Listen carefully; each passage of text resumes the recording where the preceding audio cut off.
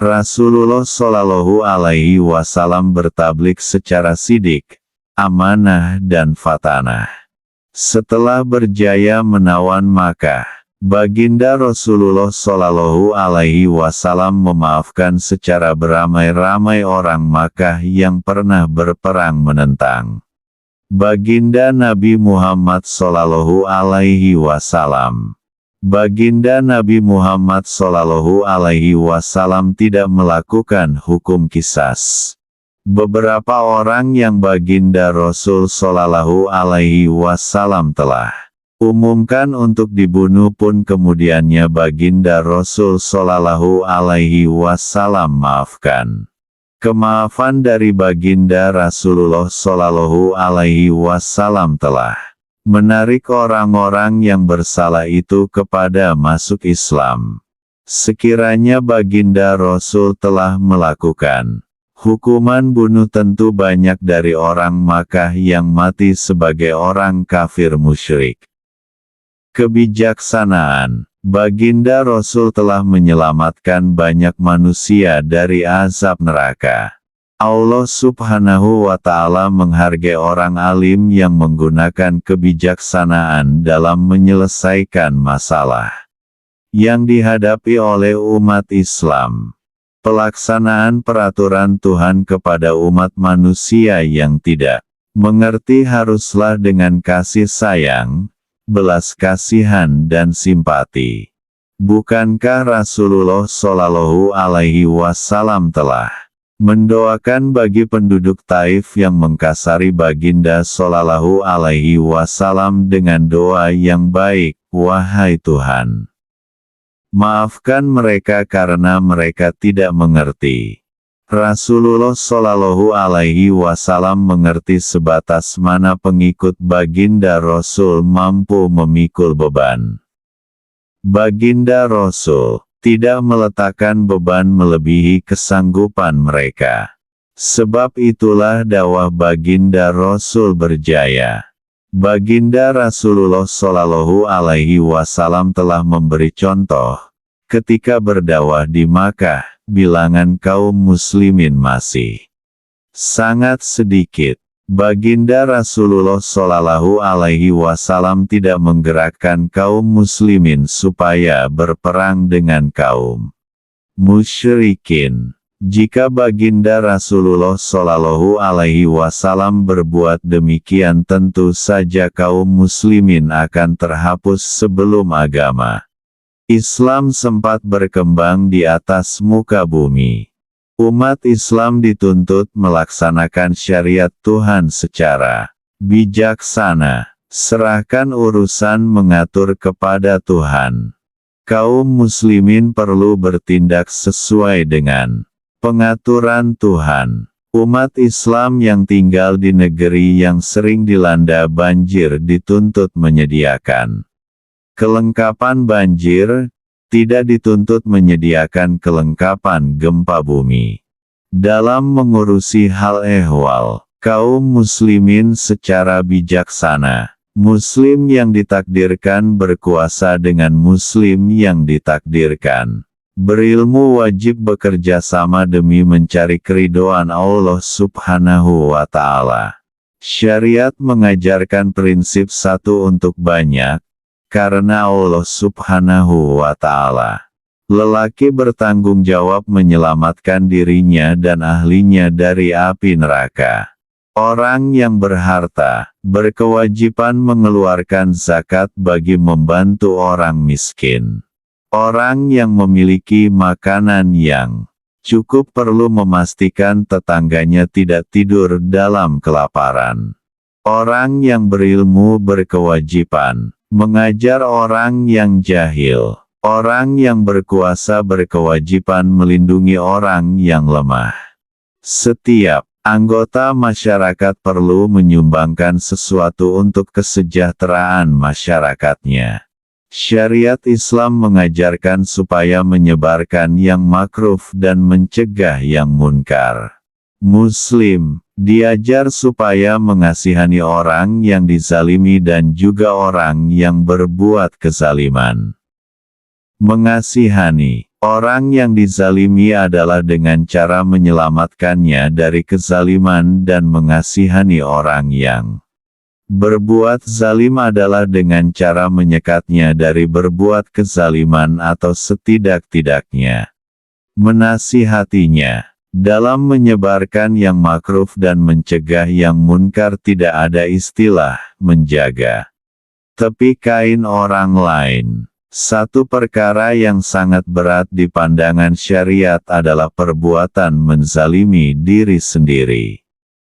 Tuhan memberi ancaman yang keras terhadap mereka yang melakukan kezaliman terhadap diri mereka. Syariat Islam melarang kaum muslimin sengaja mencampakkan diri mereka kepada kebinasaan, walaupun atas alasan berserah kepada takdir. Rasulullah Shallallahu Alaihi Wasallam menyuruh kaum muslimin mengikat unta. Mereka terlebih dahulu barulah bertawakal. Umar Al-Khattab melarang orang ramai memasuki kampung yang sedang dilanda wabah taun dan pergi ke kampung yang tidak ada wabah taun. Lari dari takdir yang memudaratkan dan pergi kepada takdir yang mensejahterakan masih lagi dalam medan takdir. Maksud menzalimi diri sendiri sangat luas. Zalim adalah lawan kepada adil. Maksud adil adalah meletakkan sesuatu pada kedudukan yang benar dan layak baginya. Jika meletakkan sesuatu pada kedudukan yang tidak benar dan tidak layak, ia dinamakan zalim. Menggunakan pancaindera yang dikaruniakan Tuhan untuk melakukan perbuatan yang dilarang oleh Tuhan adalah melakukan kezaliman kepada pancaindera atau diri sendiri. Kezaliman yang paling besar dilakukan oleh hamba Tuhan adalah meletakkan Tuhan pada taraf yang tidak benar dan tidak layak baginya. Ketuhanan Allah Subhanahu wa Ta'ala meliputi bidang penyembahan, kepatuhan, pemujaan, penyayangan dan kebaktian. Ada batas yang mesti dipelihara agar tidak terjadi perbuatan yang menurunkan taraf ketuhanan Allah Subhanahu wa Ta'ala dari yang sepatutnya. Batas tersebut juga dipelihara agar apa saja yang selain Tuhan tidak sampai kepada taraf tersebut. Jangan sekali-kali terjadi penyembahan, penghambaan, ketaatan, pemujian dan penyayangan hak ketuhanan Allah Subhanahu wa Ta'ala turun dari taraf ketuhanannya dan jangan pula yang selain Tuhan naik kepada taraf ketuhanan. Jika kecerobohan dilakukan maka perbuatan yang demikian dikatakan menzalimi hak ketuhanan Allah Subhanahu wa Ta'ala dan ia diistilahkan sebagai syirik. Syirik adalah menyekutukan hak ketuhanan Allah Subhanahu wa Ta'ala dengan sesuatu yang lain. Meletakkan taraf Isa Al-Masih sebagai anak Tuhan adalah syirik. Menganggap Uzair sebagai anak Tuhan adalah syirik. Mengiktikatkan Nur Muhammad sebagai penjelmaan Tuhan atau Tuhan sendiri adalah syirik. Nur Muhammad bukanlah Allah Subhanahu wa Ta'ala sebagaimana Isa Al-Masih, zahirnya atau rohaninya. Ia itu nurnya, bukan anak Allah Subhanahu wa Ta'ala. Mematuhi guru dengan sepenuh jiwa raga sehingga perkara haram dihalalkan dan perkara halal diharamkan masih juga dipatuhi, pun termasuk di dalam perbuatan syirik. Mencari rezeki yang baik tetapi dengan meninggalkan hak ketuhanan Allah Subhanahu wa Ta'ala yang wajib dilaksanakan juga berunsur syirik. Kasih sayang sesama makhluk yang menyebabkan tenggelam hukum dan peraturan Tuhan juga berunsur syirik. Besar atau kecilnya syirik itu bergantung kepada sejauh mana Hak ketuhanan Allah Subhanahu wa Ta'ala dicerobohi. Al-Quran menceritakan beberapa keadaan syirik. Dan berkata orang-orang Yahudi, Uzair anak Allah. Dan berkata orang-orang Nasrani, Al-Masih anak Allah. Demikian itulah kata-kata mereka dengan mulut mereka, menyerupai perkataan orang-orang kafir yang dahulu. Diperangi Allah akan mereka. Bagaimana mereka dapat dipalingkan? Telah mereka ambil guru-guru mereka dan pendeta-pendeta mereka menjadi Tuhan selain Allah dan juga Al-Masih anak Maryam. Padahal tidaklah mereka diperintahkan melainkan supaya menyembah kepada Allah, Tuhan yang Maha Esa. Tidak ada Tuhan melainkan Dia. Maha suci Dia dari apa yang mereka sekutukan. Ayat 30 dan 31, Surah At-Taubah. Bahkan mereka mempertuhankan jin. Ayat 41, Surah Saba. Tidakkah engkau perhatikan mereka yang mempertuhankan nafsu mereka? Maka apakah engkau boleh jadi pemelihara atas mereka? Ayat 43, Surah Al-Furqan. Selain yang dinyatakan di atas Al-Quran juga menceritakan beberapa perkara yang bisa menggelincirkan manusia kepada syirik. Katakanlah, jika bapak-bapak kamu, anak-anak kamu, istri-istri kamu, kaum keluarga kamu, harta yang kamu dapati, perniagaan yang kamu takut akan mundur dan tempat kediaman yang kamu sukai, lebih kamu cintai daripada Allah dan Rasul-Nya dan berjihad pada jalan-Nya, maka tunggulah sehingga Allah mendatangkan ketentuannya. Dan Allah itu tidak akan memberi petunjuk kepada kaum yang fasik. Ayat 24, Surah At-Taubah. Syirik adalah kezaliman yang paling besar boleh dilakukan oleh seseorang kepada dirinya sendiri, bukan kepada Tuhan. Tuhan tidak cedera lantaran manusia berbuat syirik dan tidak untung Tuhan jika manusia berbakti kepadanya. Apa yang manusia lakukan memberi keuntungan atau kerugian kepada dirinya sendiri, bukan kepada Tuhan. Syirik adalah kerugian manusia yang paling besar karena Allah Subhanahu wa Ta'ala sangat tegas menghadapi orang yang berbuat syirik. Oleh itu tugas seseorang muslim adalah menghapuskan syirik pada dirinya dan juga pada saudara-saudara muslimnya yang lain. Tugas utama penguasa muslim dan ulama muslim juga demikian. Syirik adalah musuh utama umat manusia. Di dalam berjihad, menentang kemusyrikan kaum muslimin mestilah bersatu sekalipun mereka tidak boleh bersatu dalam bidang yang lain. Selain syirik, syariat juga menekankan soal perbuatan munkar. Kerusakan akidah dinamakan syirik dan kerusakan akhlak dinamakan perbuatan munkar. Dalam soal kemunkaran, rujukannya secara umum adalah fitrah kemanusiaan, nilai-nilai murni kemanusiaan yang dipersetujui oleh syarak. Fitrah kemanusiaan yang sejati sangat dekat dengan fitrah muslim.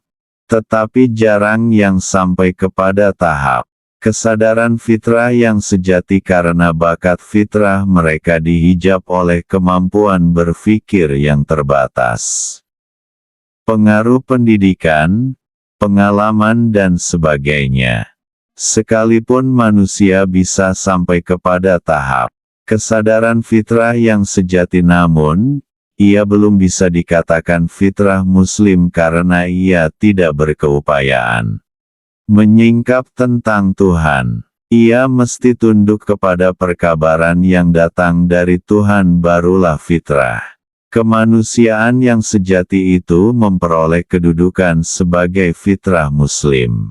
Fitrah kemanusiaan yang sejati hanya memerlukan iman untuk menjadikannya fitrah Muslim.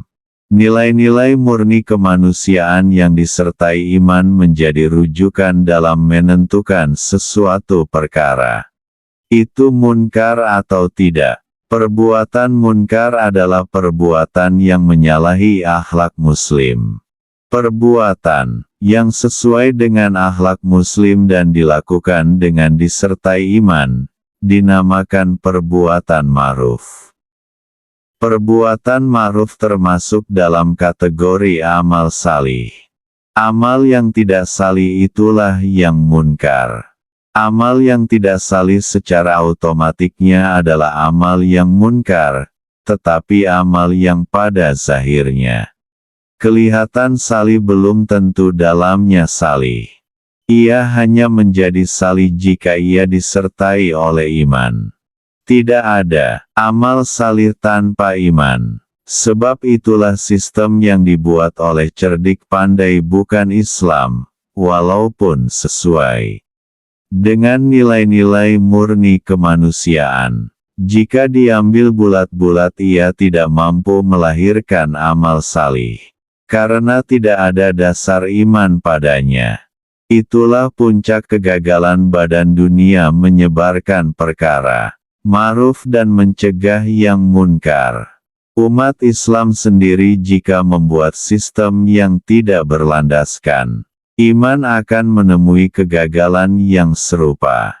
Kemungkaran hanya boleh dihancurkan oleh kekuatan iman. Fitrah kemanusiaan yang tidak disertakan iman tidak dapat melihat rasional di sebalik kebanyakan peraturan syariat, terutamanya dalam bidang penghakiman dan penghukuman terhadap orang yang melakukan kejahatan. Penghukuman menurut Sarak biasanya dipandang sebagai keterlaluan, di luar peri kemanusiaan. Fitrah kemanusiaan hanya memandang kepada skop kehidupan dunia saja. Sedangkan Sarak mengenakan hukuman yang berat di dalam dunia bagi menyelamatkan dari hukuman berat di akhirat. Sarak melihat dunia sebagai kehidupan yang sangat singkat sementara akhirat adalah kehidupan yang abadi. Menderita dalam tempuh yang singkat lebih baik daripada menderita kekal. Tuhan tidak suka menghukum hambanya dua kali. Hambanya yang telah menjalani hukuman menurut Sarak tidak perlu lagi dihukum di akhirat. Atas dasar inilah hukuman menurut Sarak dipandang berat. Menurut nilai kemanusiaan sejagat, syariat memberi penumpuan kepada penyucian akidah dan akhlak. Akidah yang bersih dari syirik menjadi dasar syariat. Akhlak yang mulia menjadi pengapit kepada akidah yang benar. Apabila dua perkara ini sudah teguh barulah perkara-perkara lain boleh berdiri dengan tegap. Selama 13 tahun berdakwah di Makkah Nabi Muhammad SAW menumpukan soal akidah dan akhlak. Bidang syariat yang lain banyak dipraktikkan setelah baginda Nabi Muhammad SAW berhijrah ke Madinah. Bidang syariat yang paling penting adalah pengajaran tentang Tuhan dan pengabdian kepadanya. Syariat mengajarkan bahwa Allah Subhanahu wa Ta'ala adalah Tuhan yang Maha Esa. Dia adalah pergantungan sekalian makhluk, tidak ada makhluk yang merdeka daripadanya. Dia tidak beranak dan tidak diperanakkan. Tidak ada sesiapa boleh mendakwakan bahwa dirinya adalah sebagian dari Tuhan. Dia tidak serupa dengan sesuatu dan dia mendengar serta melihat. Dia menguasai seluruh alam. Syariat memperkenalkan Tuhan dalam dua aspek penting. Dalam aspek pertama, syariat menceritakan bahwa Tuhan adalah Maha Kaya dari seluruh alam. Tuhan tidak memerlukan apa-apa dari siapapun. Tuhan tidak bergantung kepada sesuatu. Tuhan tidak ditanya tentang apa yang Dia lakukan, tetapi makhluk ditanya tentang apa yang mereka perbuat.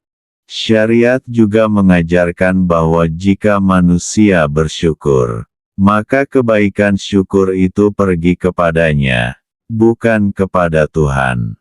Jika manusia kufur, ia memudaratkan diri manusia sendiri, tidak mencederakan ketuhanan Allah Subhanahu wa Ta'ala. Dalam aspek kedua, syariat memperkenalkan Tuhan sebagai pergantungan sekalian makhluk. Dia melakukan apa yang Dia kehendaki kepada makhluknya. Dia meletakkan ketentuan kepada setiap yang Dia ciptakan. Semua makhluk tidak berupaya mengubah ketentuan yang telah Tuhan tetapkan pada azali. Semua makhluk tunduk patuh kepada ketentuannya. Gabungan dua aspek tersebut menceritakan bahwa Allah Subhanahu wa Ta'ala adalah Tuhan yang Maha Kaya dari segala sesuatu, tidak berkehendakkan apa-apapun dari sesiapapun. Tetapi sekalian makhluk bergantung, berhajat dan berkehendak kepadanya. Begitulah dasar akidah seorang muslim yang disimpulkan dengan kalimah. Bagi menguraikan dasar akidah tersebut diadakan pengajian sifat 20. Sifat 20 dan apa jua? Sifat yang dinisbahkan kepada Allah Subhanahu wa Ta'ala, termasuklah nama-namanya, tertakluk kepada dasar. Makrifat melalui syariat diperoleh dengan iman, bukan dengan hujah dan dalil. Hujah dan dalil berguna bagi orang cenderung menggunakan akal fikiran. Akal fikiran mempunyai batas kemampuannya. Apabila sampai kepada batas kemampuannya, akal terpaksa tunduk, menyerah sepenuhnya kepada perkabaran yang dibawa oleh syariat. Barulah akal itu menjadi muslim. Makrifat secara syariat juga menjadi permulaan setelah berakhirnya makrifat secara kasyaf dan pengalaman kerohanian. Kasyaf membawa seseorang kepada suasana keheranan menemui kenyataan bahwa Tuhan melampaui segala perkenalan. Ahli kasyaf pun tunduk, menyerah kepada perkabaran yang terdapat dalam syariat. Barulah hati yang mengalami kasyaf benar-benar menjadi muslim. Apa juga jalan yang diikuti? Permulaan jalan adalah syariat dan penghujung jalan juga syariat. Barulah perjalanan itu menjadi bulatan yang lengkap. Syariat yang ditemui pada permulaan jalan adalah syariat secara umum, dipegang oleh orang awam. Syariat pada akhir perjalanan adalah syariat khusus dan lengkap, dipegang oleh orang arif. Apa juga tarekat yang dijalani sekiranya tidak ditemui syariat pada akhir perjalanannya, maka tarekat tersebut tidak mencapai kebenaran hakiki. Sekiranya sesuatu tarekat itu membawa seseorang kepada penafian terhadap syariat, sekiranya ahli tarekat itu mempunyai kesadaran, wajiblah dia mundur dari jalan yang dilaluinya itu. Selain menyampaikan pengetahuan tentang Tuhan, syariat juga mengajarkan cara-cara melakukan ibadat dan pengabdian kepada Tuhan. Hanya ibadat yang dilakukan menurut peraturan syariat saja diterima oleh Tuhan sebagai ibadat. Misalnya, syariat menentukan syarat dan rukun sembahyang. Tidak menepati syarat dan tidak menyempurnakan rukun tidak dinamakan sembahyang. Akal dan kasyaf tidak akan menemui cara yang betul bagi menyembah Tuhan. Hanya syariat, semata-mata, syariat, mengajarkan cara pengabdian yang sebenarnya terhadap Allah Subhanahu wa Ta'ala. Syariat juga menyampaikan perkabaran tentang malaikat dan nabi-nabi. Malaikat dikenali dengan mengetahui asal kejadiannya dari nur yang murni yang berbeda dari cahaya matahari atau sembarang cahaya yang diketahui oleh manusia. Perlu juga diketahui beberapa malaikat yang menjadi pemimpin. Kepada malaikat-malaikat sekaliannya, mengenali Nabi pula adalah dengan mempelajari sejarah perjalanan mereka, tahu keturunan mereka dan tahu pula siapakah di antara mereka yang menerima kitab dan suhuf serta tahu kitab-kitab tersebut. Pengetahuan tentang perjalanan nabi-nabi bagi meningkatkan kedudukan kerohanian dalam melaksanakan tuntutan syariat. Seterusnya syariat mengajarkan manusia tentang akhirat. Pengaturan utama manusia adalah akhirat dan dunia menjadi jalan kepada akhirat. Di samping mencari kesejahteraan hidup di dunia, manusia lebih dituntut mencari keselamatan di akhirat.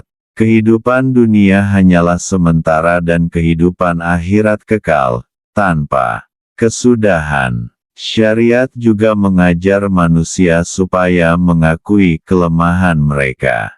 Oleh yang demikian, mereka dikehendaki beriman kepada qada dan qadar.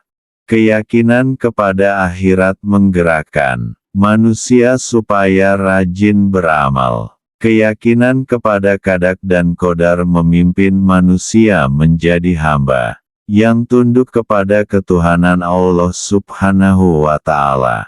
Apa yang diajar oleh syariat membentuk sifat aslim, yaitu berserah diri kepada Tuhan. Orang Islam yang bersifat aslim itulah yang benar-benar tunduk, patuh dan melaksanakan hukum Tuhan sebagaimana layaknya dibuat oleh seorang hamba yang merdeka. Orang yang melalui jalan syariat akan berjaya apabila sampai kepada makam mukmin. Allah Subhanahu wa Ta'ala berfirman, sesungguhnya Allah akan membeli orang-orang mukmin, dirinya dan hartanya dengan surga, yaitu mereka yang berjihad pada jalan Allah, lalu mereka membunuh dan terbunuh, sebagai satu perjanjian yang benar ditentang itu, yang tersebut dalam Taurat dan Injil dan Quran. Karena bukankah tidak ada yang sempurnakan janjinya lebih daripada Allah?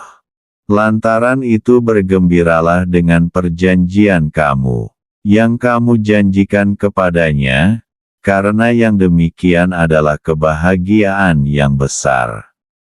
Ayat 111, Surah At-Taubah. Orang yang mencapai derajat mukmin ada harga pada sisi Allah Subhanahu wa Ta'ala hingga dia sanggup membeli mereka dengan harga surga, harta yang paling tinggi nilainya dalam seluruh alam makhluk. Tidak ada keraguan lagi kedudukan mereka sebagai ahli surga. Makam yang di bawah dari makam mukmin ada dua. Pertama adalah mereka yang dijamin sebagai ahli neraka. Kedua adalah mereka yang mungkin ke surga atau mungkin ke neraka. Hanya belas kasihan Tuhan yang bisa menyelamatkan mereka. Ketika hayat masih ada, ujilah diri sendiri apakah sudah mencapai taraf mukmin atau belum. Alat pengujinya adalah firman Allah Subhanahu wa Ta'ala. Orang-orang mukmin apabila diperingatkan dengan Allah niscaya gementarlah hati mereka, dan apabila Dibacakan kepada mereka ayat-ayatnya menambahkan bagi mereka keimanan. Dan kepada Tuhan, mereka berserah diri. Yaitu, orang yang mendirikan sholat dan membelanjakan sebagian dari apa yang kami karuniakan kepada mereka. Ayat 2 dan 3, Surah Al-Anfal. Jika tanda yang tersebut di atas tidak ada, waspadalah. Mungkin neraka menunggu di akhir perjalanan hidup di dunia ini. Mulalah bekerja untuk menyelamatkan diri dengan berniaga dengan Allah Subhanahu wa Ta'ala. Menjualkan diri kepadanya dengan cara berjihad pada jalannya. Mudah-mudahan Tuhan sudi membeli kejayaan bagi mereka yang berjihad pada jalan Allah Subhanahu wa Ta'ala adalah mereka dikaruniakan petunjuk dengan nur tawajuh yang berperanan memalingkan hati kepada Allah Subhanahu wa Ta'ala dan membentenginya dari apa yang coba memasungkannya.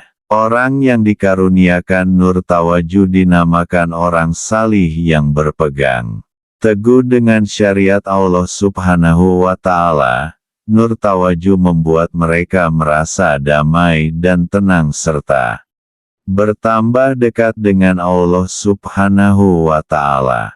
Mereka tidak merasa berat untuk melakukan ibadah walau berapa banyak sekalipun, karena semakin banyak mereka beribadat semakin mereka memperoleh takarub, mendekat dan menghadap Allah Subhanahu wa Ta'ala, dan semakin mereka merasa lazat beribadah.